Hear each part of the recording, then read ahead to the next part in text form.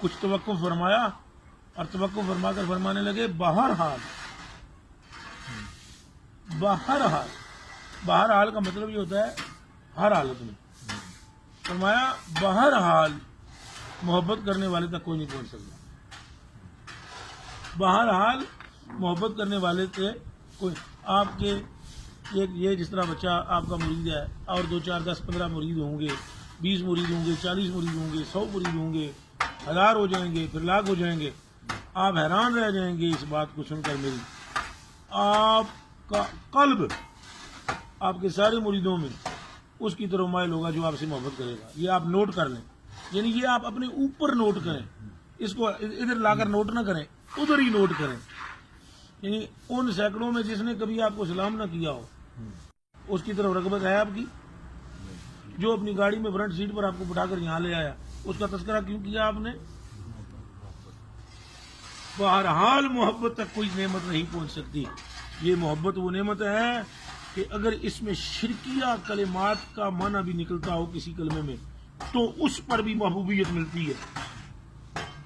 مثلا کہ یہ بات کیا ہے کہ اگر اللہ سبحانہ تو میرے پاس آ جائے, میں تیرے زلفوں میں کنگھی کروں, میں تیرے قدموں کو دباؤں, میں تجھے چرپائی پر لٹا کر تیرے پاؤں دباؤں, اور وہ والی بکری کا دودھ بہت اچھا ہے نکڑ والی کا اس کا پلاؤں, اور ریشم و دیباج کا لباس لا کر تجھے پہناؤں. اور موسیٰ علیہ السلام نے فرمایا بھی بندہ خدا کیا کرتا ہے؟ خدا جیت سے پاک, جسم سے پاک, جسمانیت سے پاک, لا یعد ولا یتصور ہو, اس کا تو کوئی حد نہیں, وہ تصور نہیں کیا جا سکتا. اور وہ اس کا جسم و تجسیم سے پاک ہے وہ. تو وہ بندہ رونا شروع ہو گیا اور موسیٰ پاک ادھر آگے چلے گئے اور وہاں سے ارشاد فرمایا موسیٰ آمد برائے وصل نئے برائے وصل, اس لیے تجھے نہیں بھیجا تھا تو ہمارے محب کو اب سے دور کرے, جا اس کو راضی کر. اس حدیث نے ہمیں تڑپا دیا ہے, اس حدیث نے وہ اثر چھوڑا ہے میرے وجود پر, اس اثر کو میں بیان نہیں کر سکتا. ہمارے آقا حضور سیدی خورشید علی شاہ بادشاہ یہ حدیث ہی بیان کی 18 دن تک بے ہوش رہے. یہ حدیث میں اور کہتے ہیں آپ کو زندگی میں ایسے روتا ہوا نہیں دیکھا گیا. اور فرماتے ہیں یہ محبت اللہ پاک کو بندے سے کہ اپنے نبی سے فرما رہا ہے, وہ غیر نبی ہے جس نے یہ کلمات کہے ہیں, اور کہاں اس کا عمل موسیٰ پاک کی طرح. اللہ پاک نے فرمایا موسیٰ احمد برائے, وہ ہم نے تجھے اس لیے تھوڑے بھیجا. وہ جو کہہ رہا تھا وہ محبت میں ڈوب کے کہہ رہا تھا.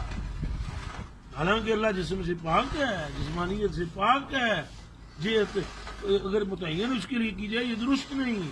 ہر ذرے میں اس کا نور ہے, ہر شے میں اس کی جلوہ گری ہے, ہر شے اس کا پتہ بتاتی ہے, ہر شے میں اس کی معرفت ہے, بلکہ بندے کے اپنے وجود میں اس کا عرفان ہے.